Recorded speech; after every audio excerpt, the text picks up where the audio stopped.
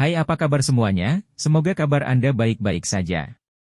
Terima kasih karena sudah memberikan support dan juga kesetiaan Anda untuk membangun channel Codot Film. Yuk kita lanjutkan alur ceritanya, sambil siapin kopi dan cemilan, setting suara volume full. Gasken. Cia! Dua tombak besar bertabrakan. Percikan terbang kemana-mana, dan kekosongan terbelah.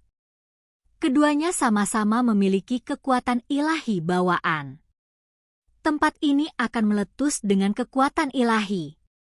Semua orang melindungi telinga mereka dengan simbol, dengan cepat terbang mundur. Jenis adegan ini terlalu mengerikan. Apakah ini bahkan masih ahli tertinggi? Mereka sangat kuat sampai-sampai membuat para dewa ketakutan. Ini terutama terjadi pada dua tombak besar ini. Tak satu pun dari mereka adalah benda biasa yang mampu membelah kekosongan.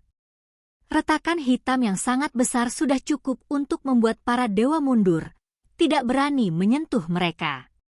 Itu karena itu adalah celah dalam kehampaan.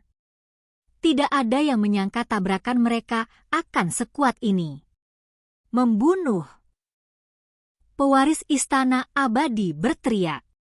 Armor pertempuran bulu abadi melepaskan pancaran seperti yang terbang abadi, berkobar dan gemerlap. Tubuhnya melonjak dengan niat membunuh, dan kemudian dengan tombak besar di tangan, dia bergegas lagi. Musuh bertabrakan, mata merah karena marah. Terlalu ganas. Ini adalah kualitas yang tak tertandingi. Para ahli tertinggi yang mundur semua menggigil dingin. Adegan ini bahkan membuat jiwa mereka bergetar. Immortal Palace Inheritor, setelah menggabungkan kedua tubuhnya, menjadi kuat sampai tingkat yang menantang surga. Si Hao melepaskan raungan panjang. Seluruh tubuhnya meletus dengan cahaya surga yang meluap, darah mendidih di dalam dirinya. Dia memegang Void Halberd di tangannya, menyapunya ke depan. Dia tidak menahan apapun saat dia membantai ke depan. Bilah tombak itu seputih salju dan bersinar, menerangi langit. Seolah-olah dewa perang paling kuat di zaman kuno telah muncul. Kekuatannya tak tertandingi. Ho! Kali ini, kedua tombak bertabrakan lagi. Kekosongan terkoyak, dan cahaya ilahi melonjak. Lautan cahaya meletus ke segala arah. Kedua individu itu seperti naga sejati manusia, karena mereka terus bentrok. Pewaris istana abadi sebenarnya tidak dapat menghentikannya bahkan setelah bergabung dengan tubuh utama. Ada ahli tertinggi yang terkejut. Seluruh dunia tahu bahwa begitu tubuh sejati Immortal Palace Inheritor muncul, itu akan melampaui masa lalu, cukup untuk membuatnya sebanding dengan orang-orang aneh kuno. Dia akan menjadi ahli di puncak dunia ini, sudah menjadi tak tertandingi di dunia sekarang. Namun, ketika dia mengeluarkan senjatanya dan bertarung hebat melawan orang lain, matanya merah karena intensitas, dia masih belum bisa mengalahkan pihak lain. Ini membuat orang lain sangat terkejut. Ini bukan hal yang tidak terduga. Itu karena itu. Huang! Seseorang berkata dengan tenang. Meskipun penampilan Si Hao sangat berubah, tombak di tangannya terlalu mencolok.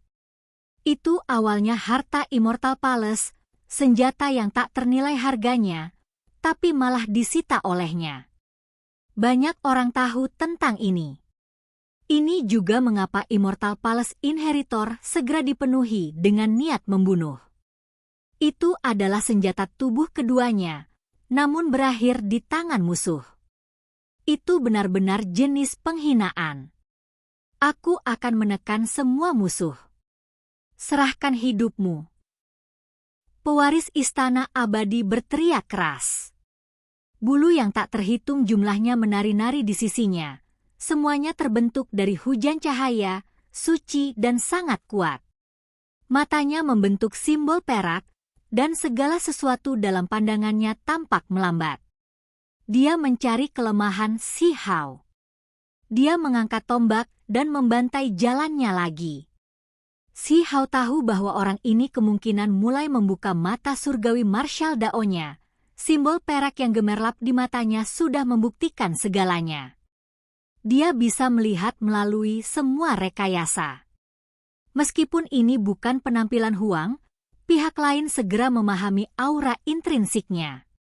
Harus dikatakan bahwa pewaris Istana Abadi benar-benar kuat sampai ekstrim, mengejutkan dulu dan sekarang.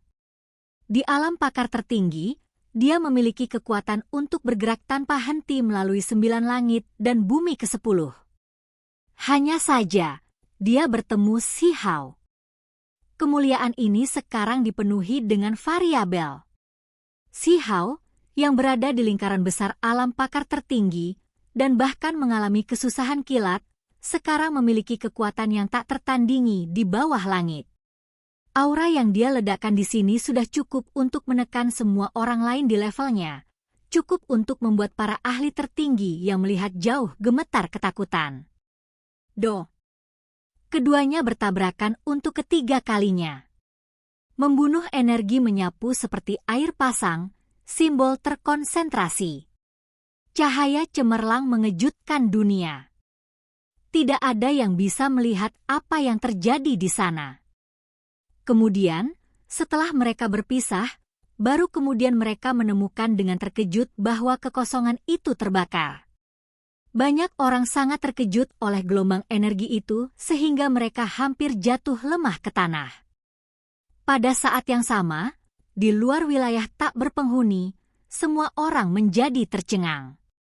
Mereka baru saja memasuki Immortal kuno. Namun mereka berdua sudah menetapkan resolusi untuk menebas musuh lama mereka, memutuskan hidup dan mati di sana?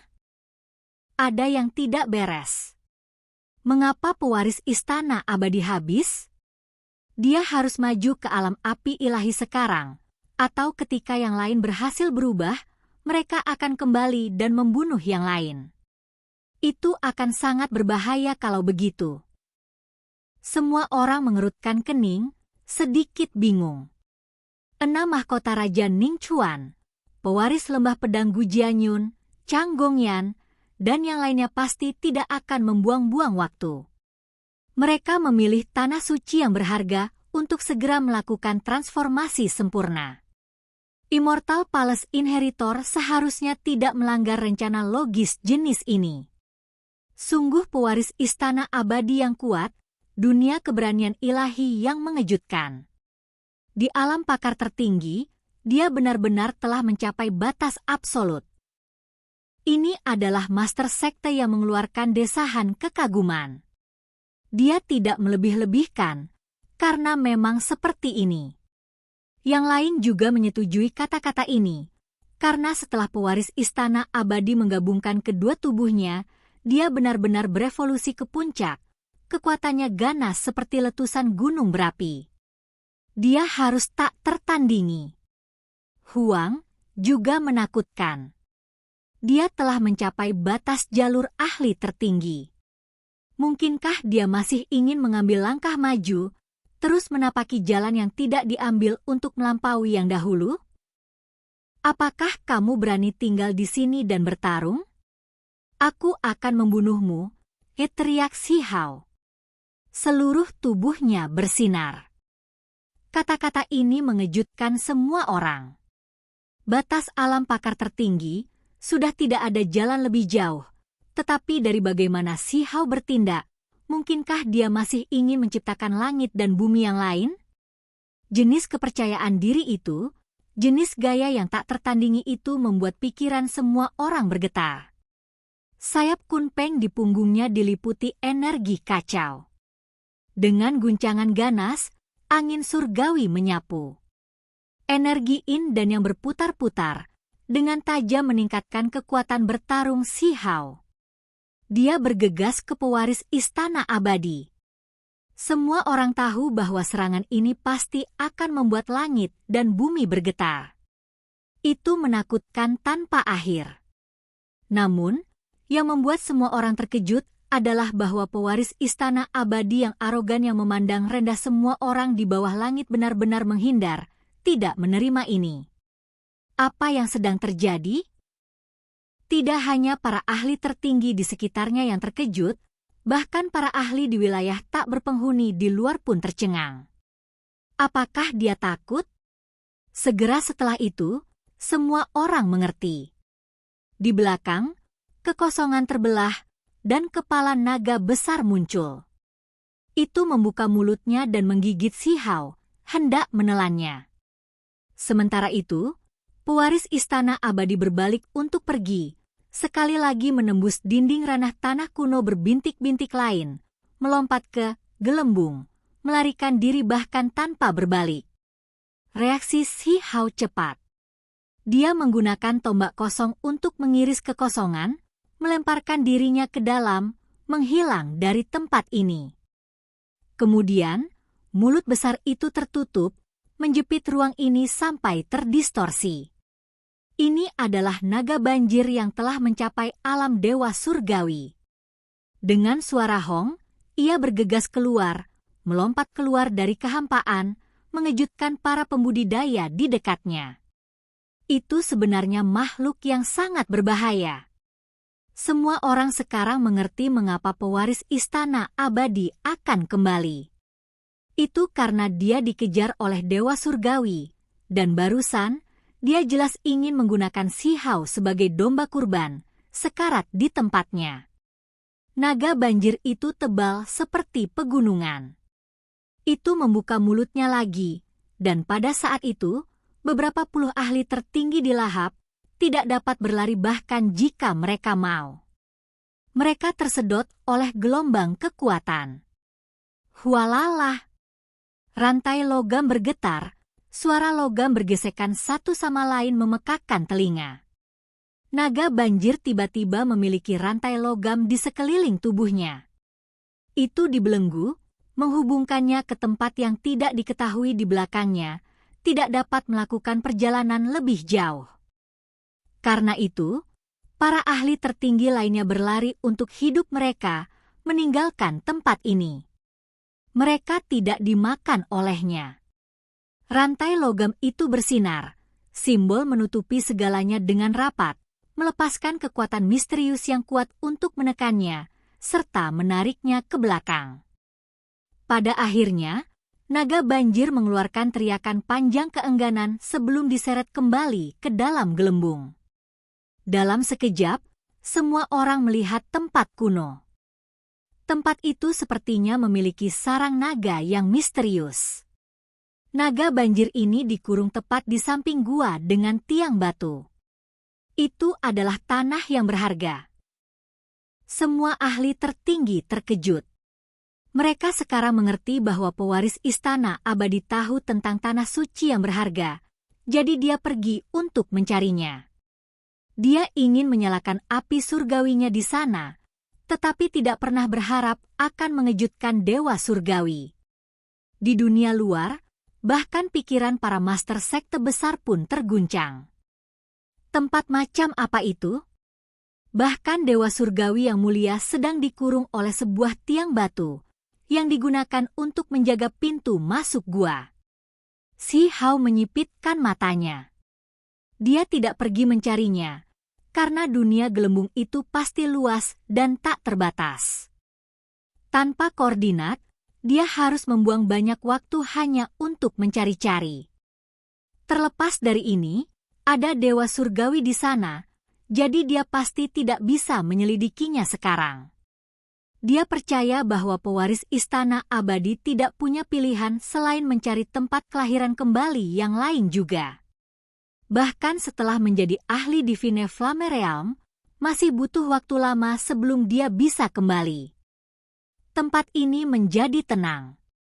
Semakin banyak pembudidaya muncul. Mereka semua melanjutkan perjalanan mereka, menuju ke daerah yang berbeda, memasuki dunia kecil yang berbeda. Tentu saja, semua wilayah itu terhubung dan tidak terpisah. Paling-paling mereka hanya harus menghancurkan dinding dunia. Si Hao berdiri di tempat asalnya, diam-diam berpikir untuk dirinya sendiri. Saat ini, menjadi ahli alam api ilahi adalah hal yang paling penting, karena terlepas dari apakah itu bakat luar biasa atau orang aneh kuno, mereka semua melakukan ini.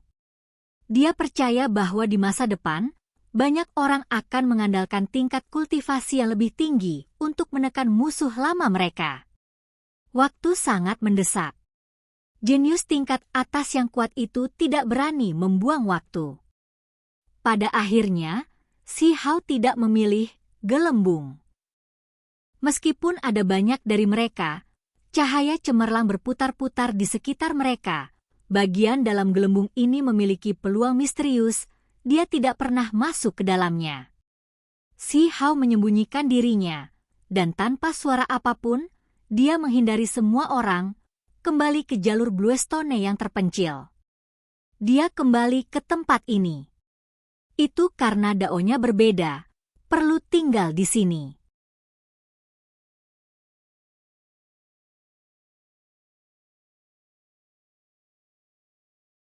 Alam api ilahi, bagi para pembudidaya, adalah dasar untuk membangun keilahian. Efeknya jauh melebihi semua alam kultivasi lainnya, dan itu memutuskan seberapa jauh pencapaian masa depan seseorang dapat dicapai.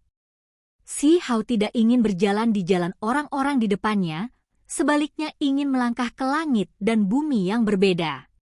Bahkan jika itu sangat sulit, dan orang-orang sebelum dia yang mencoba melakukannya tidak memiliki kesimpulan yang baik, dia masih harus mencobanya. Beberapa orang, meskipun mereka tidak mengalami transformasi lengkap, masih memperoleh sejumlah pencapaian, tidak mencari jalan normal untuk menyalakan api ilahi. Xi Hao telah membaca banyak buku tulang, semuanya diberikan kepadanya oleh Qi Daolin. Pengalaman dan kebijaksanaan dari kelompok orang yang paling mempesona dari zaman kuno memberinya inspirasi tanpa akhir.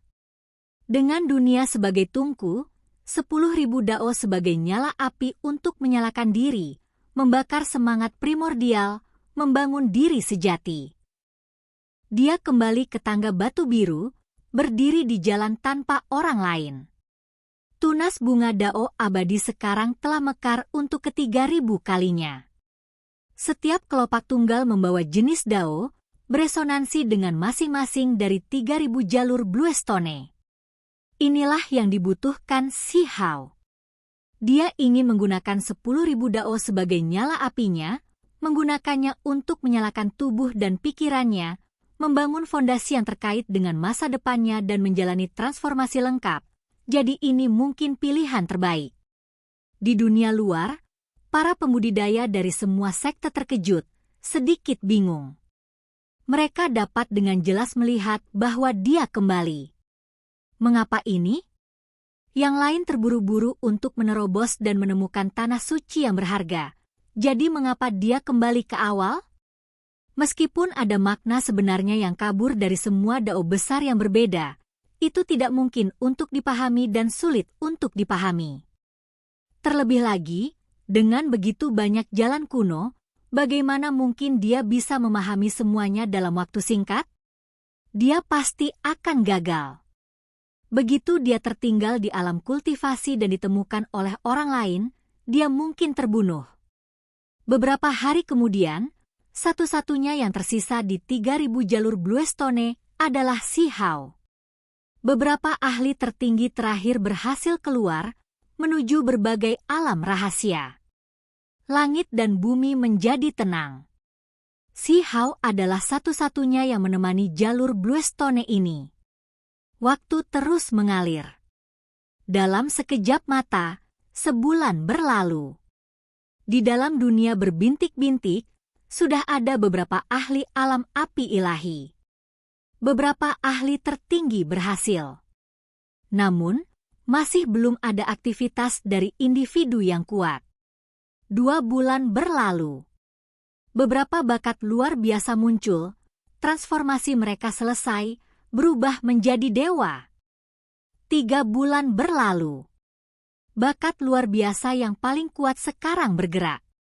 Orang-orang aneh kuno masih diam. Itu, surga, segumpal darah yang berharga. Bagaimana itu bisa begitu berkilau dan tembus cahaya, bahkan lebih indah dan menguntungkan daripada batu giok batu akik. Di luar di wilayah tak berpenghuni, seseorang berteriak ketakutan. Bahkan beberapa dewa surgawi terkejut. Mereka menatap pemandangan yang terpantul dari monumen. Itu adalah orang aneh kuno. Darah abadi, itu sebenarnya darah abadi. Segera setelah itu, bahkan Master Sekte tidak bisa tetap tenang. Banyak dari mereka terkejut, mata mereka melebar. Mereka menatap orang itu. Di tangannya ada kristal seukuran kepalan tangan, disegel di dalamnya adalah darah yang dipenuhi dengan cahaya abadi. Itu mempesona dan cemerlang, membuat orang lain terpesona oleh keindahannya. Dia memilih darah abadi, menggunakan ini sebagai nyala api untuk menanam benih abadi, berjalan di jalan yang berbeda. Dia pasti akan mengejutkan masa lalu dan sekarang. Raksasa alam yang lebih tinggi mendesah kagum. Setetes darah abadi sudah cukup sulit untuk ditemukan, namun orang itu memiliki sebanyak ini. Ini menarik perhatian semua orang. Sayangnya sesaat kemudian, mereka tidak bisa melihat apa-apa lagi. Darah abadi menyebar keluar, berubah menjadi kabut warna-warni merah yang mengelilingi tempat ini, menghalangi pandangan. Beberapa hari kemudian, pemandangan yang muncul di monumen lain memicu kegemparan lagi, mengejutkan semua ahli. Itu pohon? Bahkan klan kaisar di dunia saat ini terkejut, energi kacau mengelilingi kereta emas ungu. Dua berkas cahaya ungu melesat keluar, menatap pemandangan itu. Siapa ini? 10 Raja Mahkota.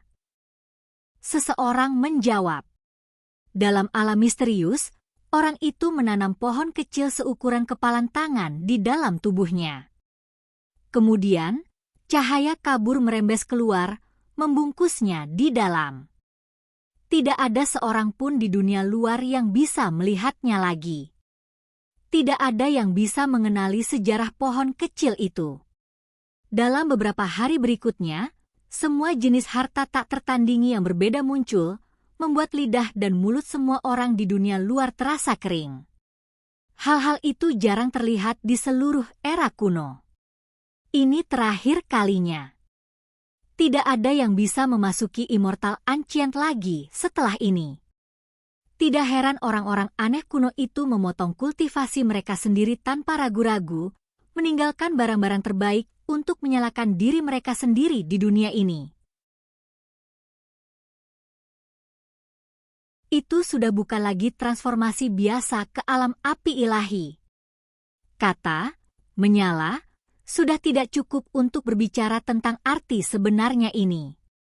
Orang-orang itu unik, menonjol dari masa. Dunia luar tidak bisa tenang. Bahkan mata Master Sekte pun terbakar. Sayangnya, hal-hal ini tidak ada hubungannya dengan mereka. Semua orang percaya bahwa percikan paling cemerlang pasti akan terbang di Immortal Ancient, karena orang-orang ini terlalu luar biasa. Waktu berlalu dengan cepat. Dalam sekejap, bulan keempat berlalu. Oke guys, jangan lupa like, comment, share, and subscribe di channel Codot Film. See you next video, peace out and bye-bye.